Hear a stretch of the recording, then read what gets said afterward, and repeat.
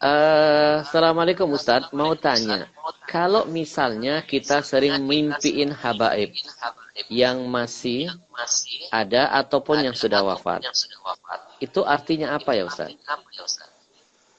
Orang bermimpi ahlul bait atau bermimpi para ulama itu berarti menunjukkan ada mahabbah. Berarti yang bersangkutan ini cinta kepada yang diimpikan itu, dan itu pertanda baik. Karena cinta kepada ahlul bait ya, cinta kepada ahlul bait itu memang hukumnya wajib, diperintahkan oleh baginda Rasulullah SAW. Imam kita, Imam Syafi'i berkata, ya ahla baiti Rasulillah hubbukumu fardun minallah fil Qur'ani anzalahu. Mencintai ahlul bait itu adalah kewajiban yang diturunkan Allah di dalam Al-Qur'an. Berarti mahabbahnya ini benar-benar mantap karena sampai terbawa ke dalam mimpi. Dan ini insya Allah termasuk pertanda baik. Mudah-mudahan kita ini termasuk orang yang cinta kepada ahlul bait. Cinta kepada ahlul bait itu termasuk salah satu ciri-ciri ahlus sunnah wal jamaah. Ahlus sunnah itu ciri-cirinya cinta kepada ahlul bait. Itu diantara ciri-cirinya. Nah, ahlul bait ini, ahlul bait itu artinya, maaf ya Habib ya, ahlul bait itu artinya keluarga Rasulullah SAW. Yang dimaksud keluarga Rasulullah itu siapa? Keluarga Rasulullah itu ya istri-istri beliau, itu ahlul bait. Kemudian kerabat beliau dari Bani Hashim dan Bani Muttalib, dan anak cucu beliau, itu ahlul bait semua. Kita cinta kepada semuanya. Itu merupakan ajaran Ahlus Sunnah wal Jamaah. Kalau sampai terbawa dalam mimpi, itu berarti cintanya benar-benar mantap, luar biasa insya Allah. Baik Ustadz, ada yang menarik nih.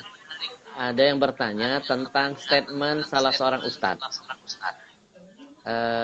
yang menyebutkan, katanya, kaidah umum nasab keturunan itu dari pihak laki-laki atau ayah, bukan dari wanita atau ibu.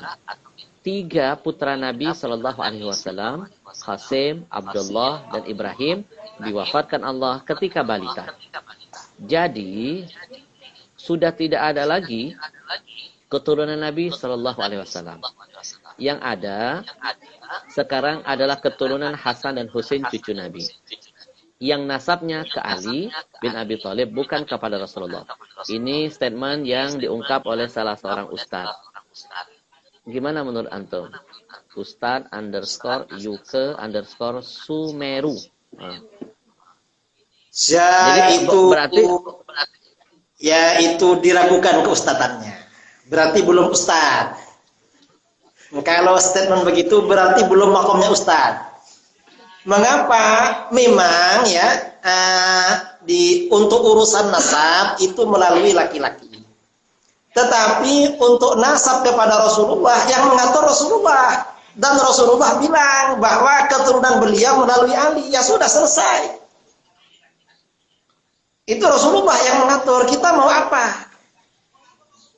Karenanya ini sebenarnya nggak perlu ditanyakan seperti ini, nggak perlu. Kalau ada orang ngaku ustaz, terus dia pemintar seperti itu, berarti belum makomnya ustaz. Jadi mungkin masih perlu belajar. Atau mungkin ustaz instan. Ustaz instan ya.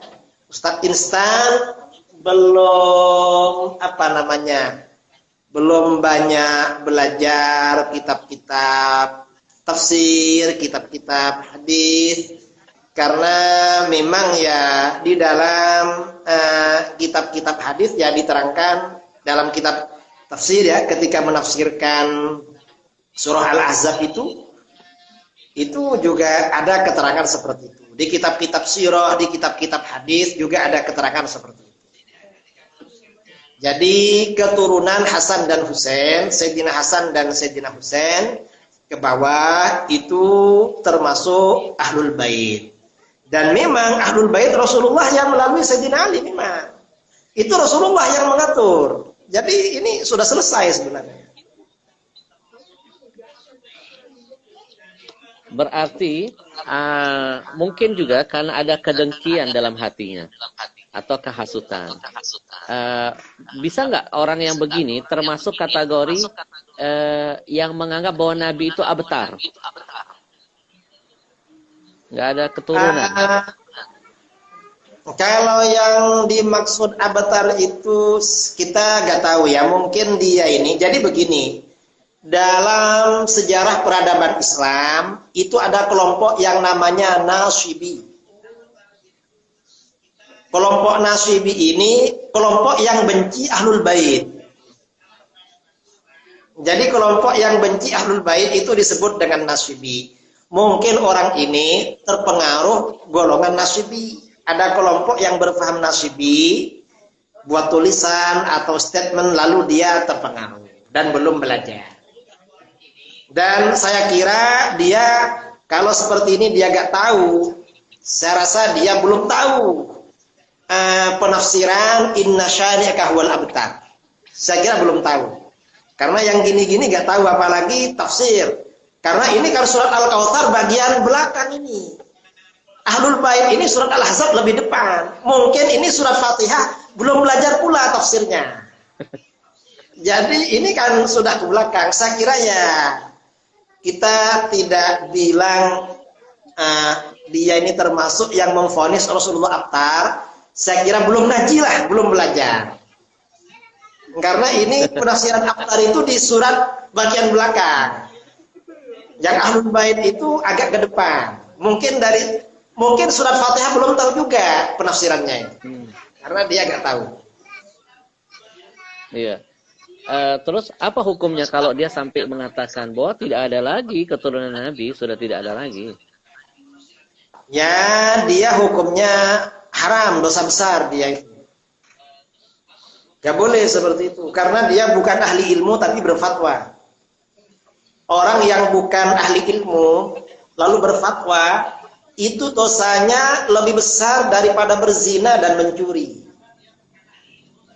Kata Imam Ghazali dalam Ihya Ulumuddin, orang awam itu seandainya berzina atau mencuri, itu lebih bagus daripada dia berfatwa.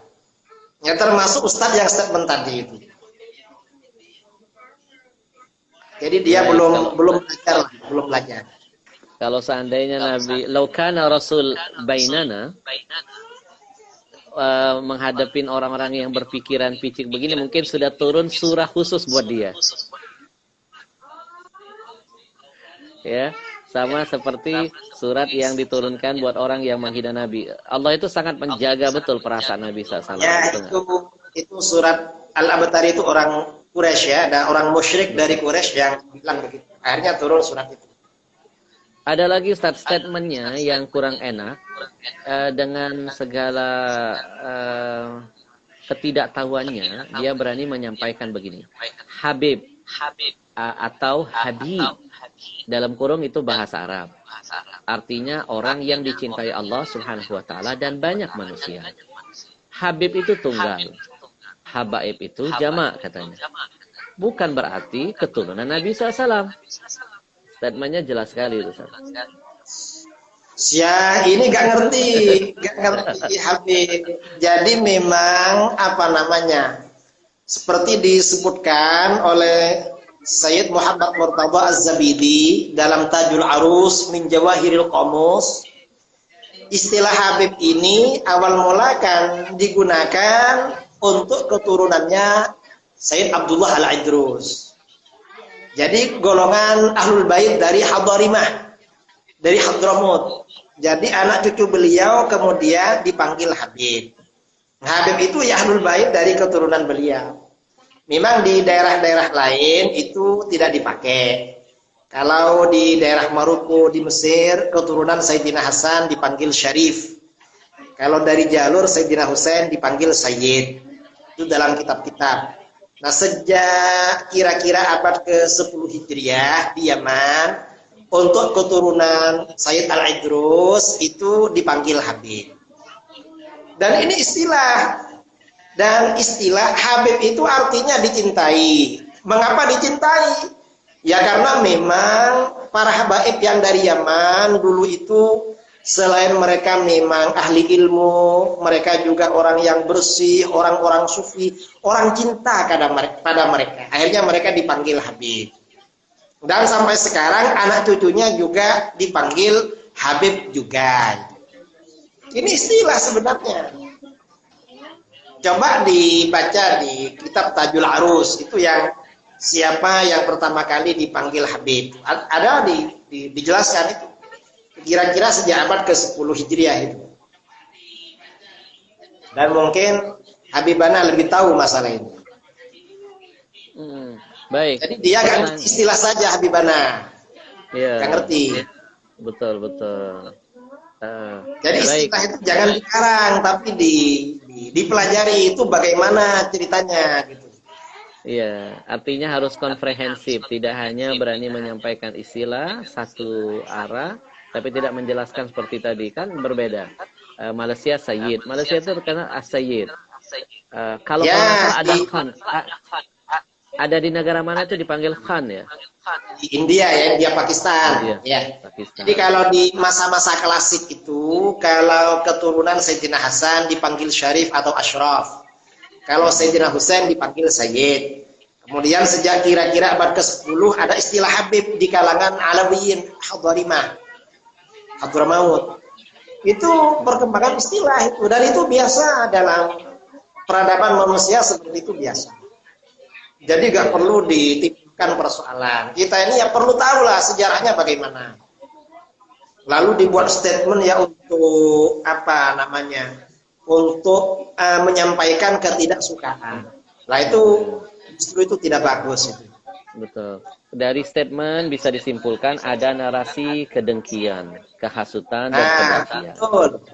Ya, dan ini mungkin pelajaran buat kita untuk selalu menjaga hati. Kalau kita nggak bisa mencintai, jangan kita membenci.